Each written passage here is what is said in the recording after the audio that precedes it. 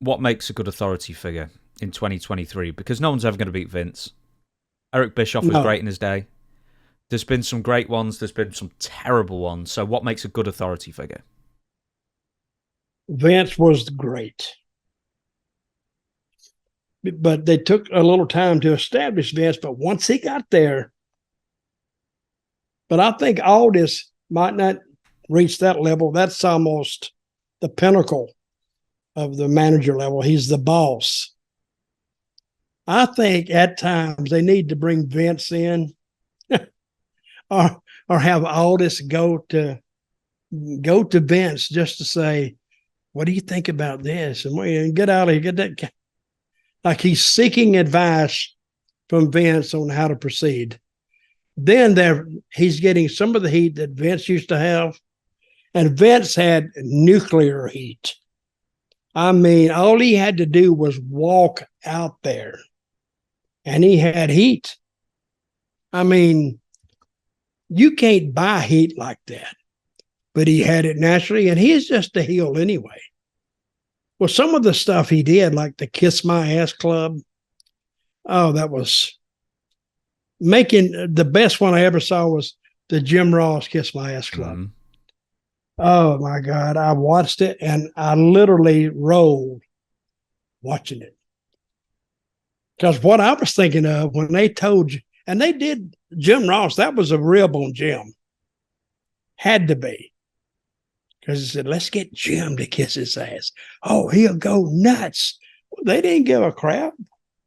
They wrote it. Vince liked it. Vince said, hey, pal, yeah, I like it. I like it. So what is JR going to do? JR has to do it. Oh, he didn't want to do it. But it was really, I mean, that's something that writes itself. And where else are you going to see anybody kiss somebody's butt but a wrestling show? You don't see that anywhere else. You don't even see that in movies when you never see it. So if you ever want to see it, you'd have to watch Raw, or I don't think SmackDown was even around in those days. But it was one of the ways that Vince had that nuclear heat. Now, if he could just get 15% of that to Nick Aldis, 20 would be great. I mean, Nick would be on his way. I mean, let's see how they tell this story. That's the beauty of watching wrestling.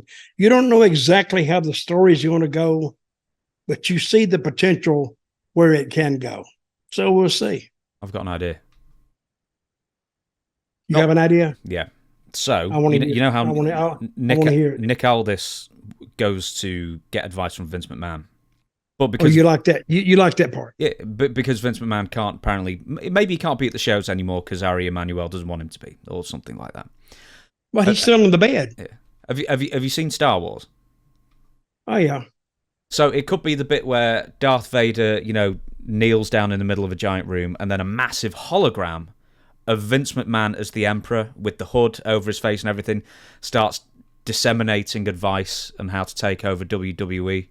Or something like that, where it basically just gives the most evil advice in the entire world for Nick Aldis to follow. You would have to invest in a hologram machine, though. Well, you hate it, don't you? No, I don't hate it. I love. This is how creative works. I love the thought of it. I like him just actually going to Vince. And he gets the first part of it out, and the camera has to go. So now we know that this Aldis is being coached by Vince. And who knows what? To me, that would intrigue me.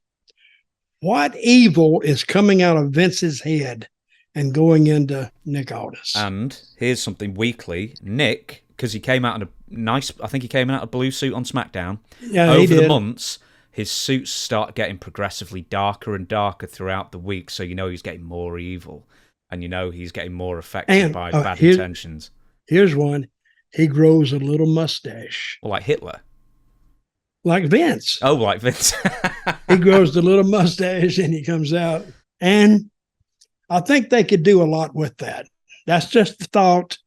So I want everybody to think about that, because that's what you gotta take it from where it is right now and move it just a little bit at a time.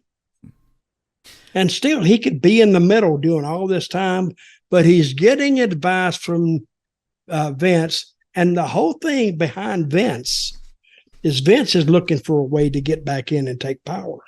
Mm. See, it's for Vince too. Vince is not just befriending him for the hell of it. He actually called Nick Aldis to come and see him.